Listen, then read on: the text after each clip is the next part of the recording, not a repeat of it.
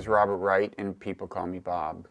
Editor-in-chief of bloggingheads.tv and the author of several books, The Evolution of God, The Moral Animal, Nonzero.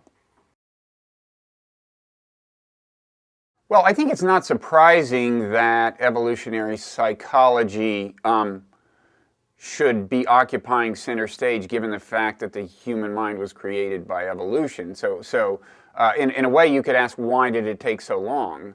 And I think the answer there is twofold. First of all, there were some genuine kind of refinements or extensions of the theory of natural selection in kind of the 1960s, early 70s that allowed us to make sense of the not obviously animal parts of human behavior and thought and emotion, things like altruism, love, the conscience, empathy.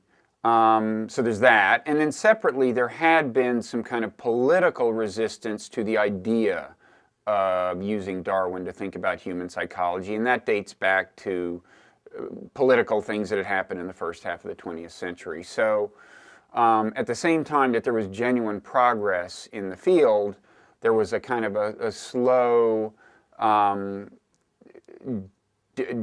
of dissipation of the long-standing political resistance. But it didn't happen overnight. I mean, when I wrote The Moral Animal in 1994, there was plenty of resistance. I think I really think that the big questions are kind of taken care of in evolutionary psychology. If you look at kind of the landscape of human thought and feeling, the main contours are broadly speaking explained, and it's a question of working out the details. Now, there are little kind of riddles. I mean, there's no consensus on the origin of like laughter, and the answer there probably is there's no single answer. It's kind of a lot of little things converged, or laughter is something that in rudimentary form emerged for one purpose, was adapted to various other purposes. But I would say, in terms of the basic emotions that govern our everyday lives, ranging from fear to envy to joy, and including these things like altruism and empathy. Broadly speaking, we now know why they're here, and they seem to comply in their dynamics with what the theory would predict. I mean, there is separately from that the question of consciousness, but that's a metaphysical conundrum that is not per se answered by evolutionary psychology. But the more I say about that, the less sense I will seem to make. So I'll stop there. Religion is not an adaptation. That is to say, it's not here because it was conducive to the replication of the genes kind of underlying it. I mean, I think there are genes underlying religion in the sense that all of the kinds of basic emotions that are part of religious experience, things like awe, for example, and various kinds of kind of superstitious intuitions and so on, the various things that might make up religion do themselves have a basis in the genes. It's just that those genes weren't preserved by natural selection because they gave rise to what we now call religious behavior. So I think religion, as we think of it, is largely a product of cultural evolution. It really it took shape, in essence, you might say, after natural selection did its work. Well, for example, you take the intuition that you see in some kinds of religious contexts that there's something that is kind of a source of evil, or a source of contamination. Something that has this metaphysical property that should lead you to keep your distance. Well, that could make sense as a product of natural selection in the context of things that could give you a disease. So, for example, it may be that, the kind of revulsion people have at kind of rotting flesh or something, okay, like that's like bad stuff, get away from it, That could have a clear-cut foundation in natural selection. But that kind of aversion, the idea of something kind of giving off some kind of vibes that should lead you to steer clear of it, can then become more of a religious concept in other contexts, or an emphasis on kind of ritual purity in that sense. This basic distinction between the pure and the kind of non-pure, and the idea that there are these things you do to make sure you're on the right side. That's just one example of something whose ultimate roots could be in natural selection, and yet there's a kind of some cultural evolution has to happen before it assumes the forms that we're most familiar with. Well, to judge by observed hunter-gatherer societies, and there are a lot of them that have been observed before they had a whole lot of contact with more technologically advanced societies, to judge by them, there was a time before the invention of agriculture when apparently every society on the planet was essentially polytheistic. There was a belief that there were a lot of gods and spirits, and they were responsible for the good things and the bad things. And in fact, it appears that the original function of religion was to figure out, why do good things happen to us? Why do bad things happen to us? How can we manipulate the forces responsible for those good things and bad things, which were assumed to be kind of human-like beings psychologically, these gods that were posited? How can we manipulate those to increase the number of good things that will happen and reduce the number of bad things? So how can we reduce the amount of disease, the number of horrible storms, and increase the number of wars we win, or the number of, the amount of food that grows around us or something. So originally religion does not seem to have been concerned with morality the way we think of religion being now. And one reason is that in a hunter-gatherer society, morality is not such a complicated issue. When you've got a small group of people living around each other day to day, people just kind of keep each other honest. There's not, like as far as like theft, which is one thing that came to be a big issue. I mean, in a hunter-gatherer village, the two things about theft are there's nowhere to hide what you steal, and there's not much to steal anyway, right? So it's kind of not an issue. Now, as time wore on and societies grew more complex, so you had larger and larger societies and people interacting with one another who weren't on such kind of close terms, didn't know each other so well, then more and more you did have some what we consider kind of moral, ethical issues like theft, and then you do see religion begin to assume the role of the enforcer of these kinds of moral sanctions.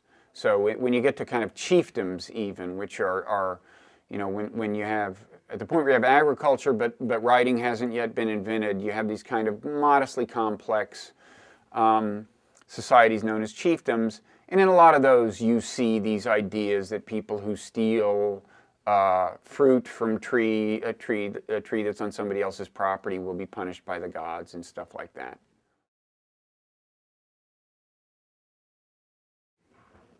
Well, religious beliefs have evolved over time, such that there are some kinds of beliefs that are more characteristic of large civilizations that existed only after the invention of writing. I wouldn't say that fact makes them better. That the fact that they're more evolved in that sense is not a value judgment. On the other hand, it's true that as time has worn on, especially in situations where people have had kind of productive contact with different kinds of people of different ethnicities, different nations, that has tended to kind of broaden their moral horizon.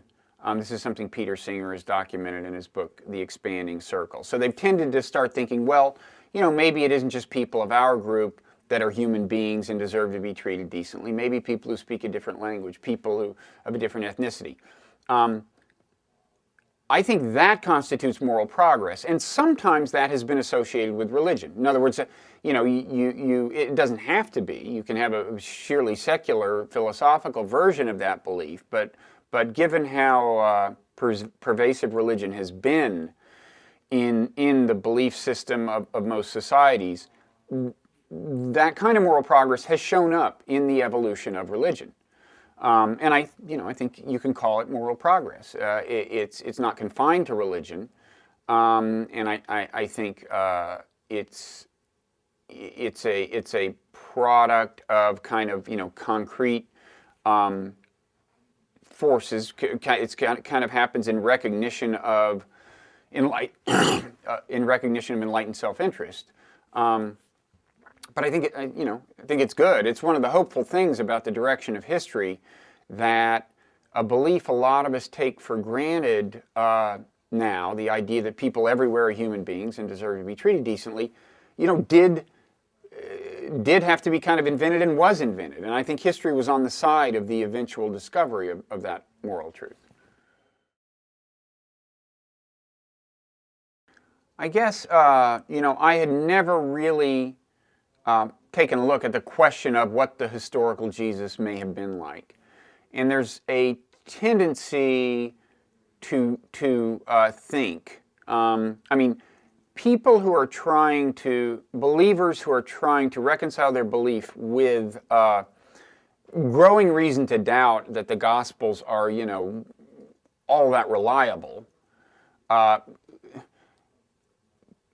The attempt to make that reconciliation has tended to move us in the direction that, Jesus kind of said all the good stuff that's attributed to him, and there's a tendency not to emphasize some of the bad stuff. Like, for example, when he seems to refer to a woman as a dog because she's not Jewish. My conclusion, and I didn't go into this having a bias. My conclusion was that actually it's probably closer to being the reverse. That the emphasis on a love that crosses ethnic bounds, which you do see start showing up in the Gospels, probably didn't come from Jesus, but was more a product of the way early Christianity evolved in the Roman Empire. And to me, this is actually kind of heartening. I mean, I guess if I were a believing Christian, which I have not been since childhood, I might have another view of this. Might be kind of dispiriting to think that Jesus didn't say all this stuff. But the reason I find it kind of good news is that what I see happening in the Roman Empire is that just natural forces that emanate from the expansion of social organization, which social organization tends to do naturally.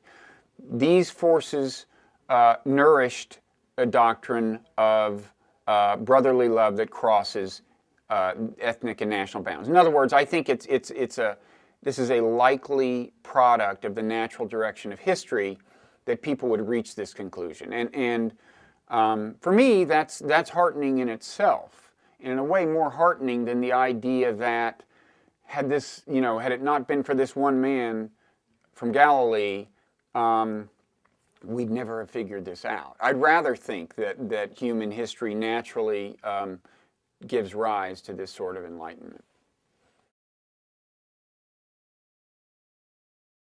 History has tended to move people toward mutual acceptance, you might say. In other words, the moral compass has expanded over time. If you compare us to the time back when people in one hunter-gatherer village thought the people in the next village were subhuman. That doesn't mean that continued progress is guaranteed. Okay, what is guaranteed, and this is what's interesting to me, and this is what leads me to think that it's not crazy to say that there's some larger purpose with a moral dimension unfolding through human history. What's interesting to me is that the way history seems to kind of be set up, although I know set up is kind of a biased term because I'm not sure that anybody or thing set it up. But the way the system works is that if people don't make the moral progress, they pay a price. Okay, so right now in the history of the world, if people in the different Abrahamic faiths, Islam, Judaism, Christianity, don't get better at accepting one another, don't get better at tolerance, it could be really bad for the world on an epic scale. You know, it could be, we could be talking about the collapse of the society. And I think this is built into the system, and we've seen it time and time and time again, that history forces people to either expand their moral compass or pay the price. And so all I can say for sure is that, for pretty sure, is that I think the salvation of the world, in the sense of just holding the system together, you know, having some degree of peace and order, depends on further moral progress. That doesn't mean that the outcome will be good, but it's interesting to me that the system drives us toward this point where we either make the moral progress or we pay the price. So, and this is actually reminiscent of something that various biblical prophets were kind of saying in one sense or another, and not just biblical prophets. I mean, I would say Muhammad, I would say Abrahamic prophets in general. A common message is to say that salvation is possible so long as you align yourself more closely with the moral axis of the universe. Now, usually these prophets, they didn't use the term moral axis of the universe, of course, they used the term God, but they did think of God as the moral axis of the universe. And I would say that even now, even if you're secular, you could still say that the salvation of the world, in this concrete sense of holding it together, is going to depend on humanity aligning itself more closely with the moral axis of the universe. If you agree with me that that axis involves things like acceptance of people who are different from you, and overcoming, you know, prejudices and biases and so on. I mean, certainly the moral progress that is required to save the world can take place in a context devoid of religion. I mean, the kind of enlightenment that it takes for people to accept one another is not something that has to take place in the context of religion. On the other hand, I certainly don't think that progress, even the kind of ultimate progress that's necessary, requires shedding religion per se. It may require abandoning some beliefs that are characteristic of religion in some places or in some brains right now. It certainly does. But, you know, if you can certainly be, I think, an abundantly moral, humane, and enlightened person, and be religious in a meaningful sense. Now, there are certain doctrines that there may be important religious doctrines. There are religious doctrines that are important to some people that will probably have to be shed, yes, for the good of the world. Certainly the idea that, you know, not only is my God kind of better than yours, but so long as you believe in the wrong God, you know, we can't do business or I should kill you or something. But almost nobody actually believes that in any of these religions. If you look at the way people actually live, they're much more practical than that. And so I wouldn't say that there are any mainstream beliefs that have to be abandoned. And we don't have to have like a single religion. All that's really required is tolerance of other beliefs. And in that sense, maybe a certain amount of intellectual humility, but I don't think you need some sort of merger of religious beliefs. There are doctrines that could help, like the notion of the Godhead, the idea that the different gods that are worshipped may be all just different manifestations of a single underlying divine unity. That might be a productive thing for people to agree on, but even that I wouldn't say is essential. Well, I guess originally religion was doing what science does now, which is to say its main function originally seems to have been to make sense of the world. and kind of the primordial religious hypothesis, the idea that all these forces of nature are animated by beings that are psychologically very much like human beings, seems to be wrong. And science has rightly attained authority in this realm, and its success definitely undermines a number of specific religious beliefs. So I'm not somebody who says that, science and religion are in these intrinsically separate realms and there's no conflict. There is a conflict between science and a lot of specific religious beliefs. But if the question is science compatible with religion in the most basic and generic sense of the term religion, I think it is. Certainly, if you accept a definition like William James's definition of religious belief, which is, I may not get this exactly right, but like the idea that there is an unseen order and that our supreme interest lies in harmoniously adjusting ourselves to that order. I would say the idea that I personally hold, which is that there is a moral order built into, almost into the trajectory of organic life on this planet, but certainly kind of human history. I'd say even if you believe that much, without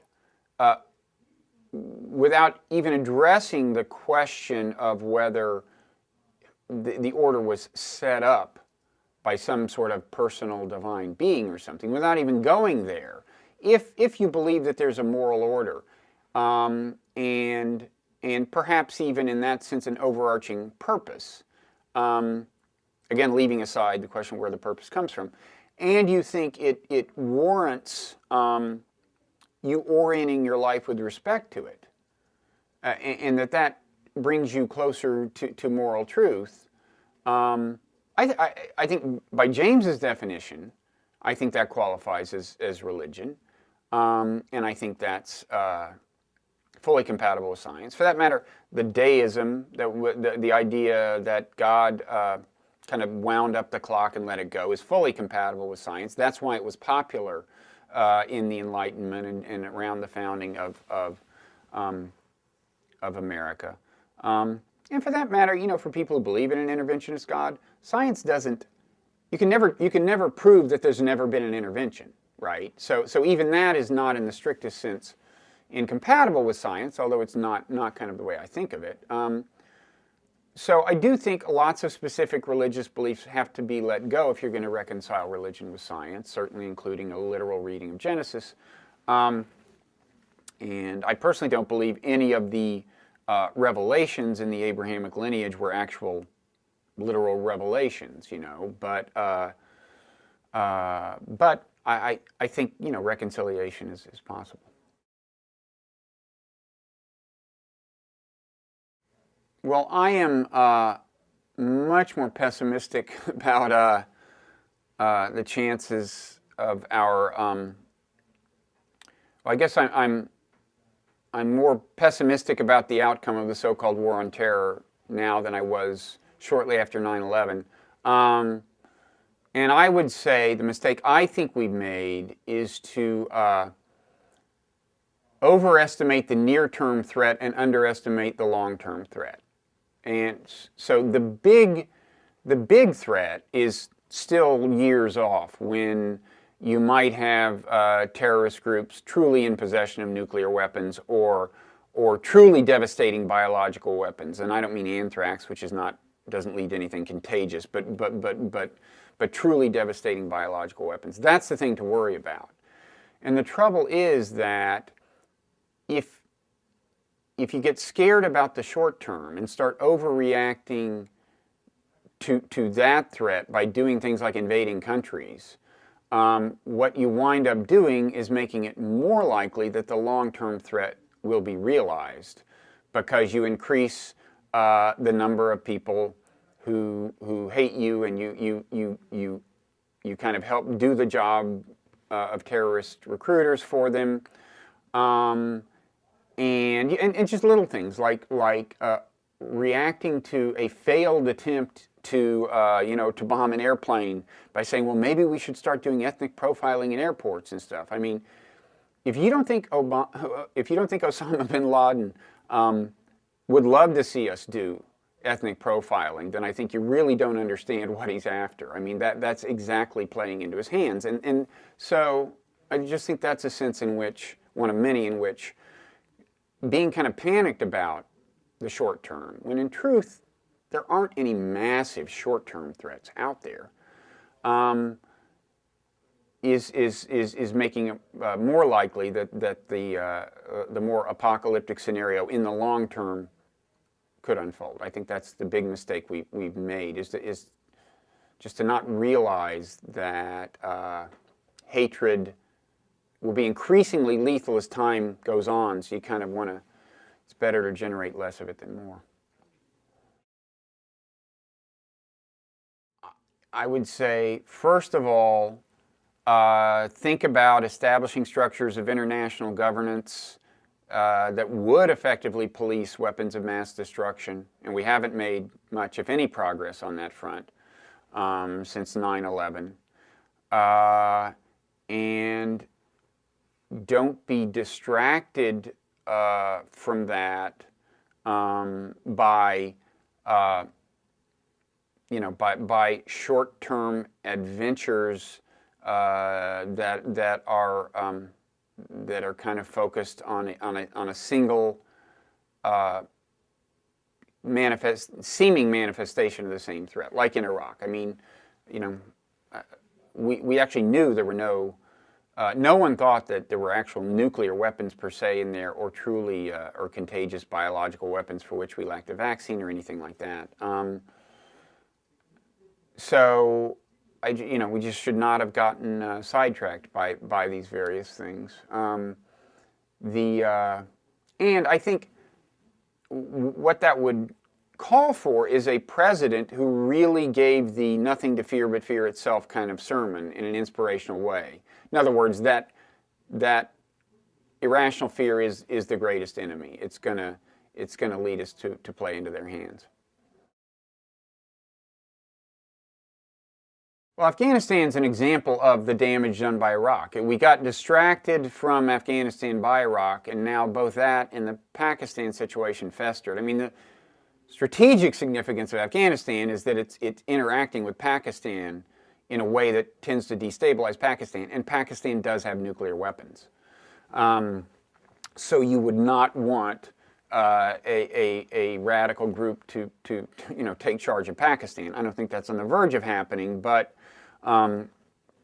it's the reason that region matters to America's national interest in the most kind of concrete sense.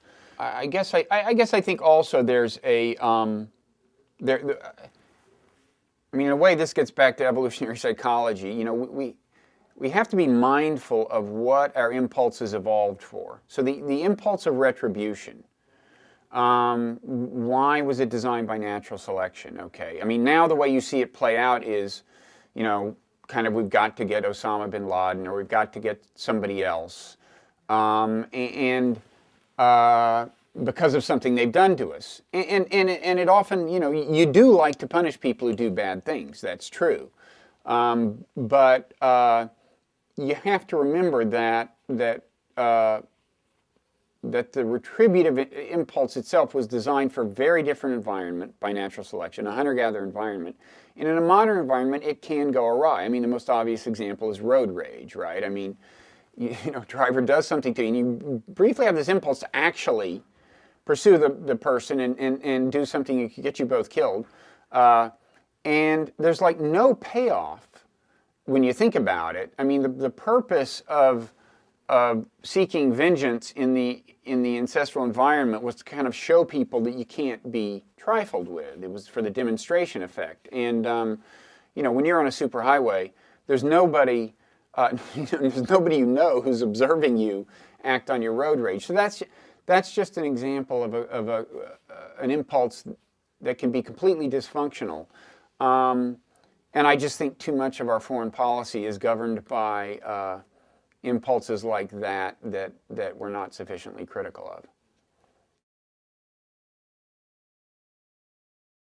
of. I'm getting to the age where some new media are starting to seem threatening, I mean, well, I mean, first of all, I would say just things like, beyond a certain age, it's like stuff comes along like Twitter, and you're like, do I have to, do I have to figure this out, And so far, I haven't, I haven't surrendered. It's like Facebook came along, and I'm like, okay, I'll join Facebook, and Twitter, okay, I'm paying a little attention, but the older you get, the less enthusiastic you are about your social environment kind of being transformed. Aside from that, there's a separate problem that I think is a genuine problem, leaving aside my age, which is that in general, for a long time, ever since really long time, the tendency has been, as information processing and transmission gets easier and cheaper, it's been easier and easier to organize kind of smaller and smaller interest groups, you might say. I mean, even back with computerized mass mail 40, 50 years ago, that's what allowed people to organize taxpayers into an interest group or old people into an interest group. And now with the internet, basically an extension of that same trend is leading to the further kind of balkanization of opinion. So people go to their blogs where they basically, it's preaching to the choir. They hear things they already agree with, and there's this cocooning effect. And I think that's a real problem. And blogging heads, I didn't really start out thinking about it this way, but it has shown the capacity to some extent counteract that. Just because if you bring two people together in a conversation, we do split screen video dialogues. It's harder for them, even if they strenuously disagree about things, it's harder for them to be uncivil toward one another. And it's harder for them to avoid the serious arguments that is being made by the other side. So it's been kind of interesting to see that effect, and to try to cultivate like a comment section that is fairly ideologically diverse, because you don't see that much of that on the internet. Most comment sections for most blogs are fairly ideologically homogeneous. So that's an interesting, it's not going to save the world, but it's an interesting attempt to some extent transcend the really naturally kind of balkanizing and tribalizing tendencies of the internet.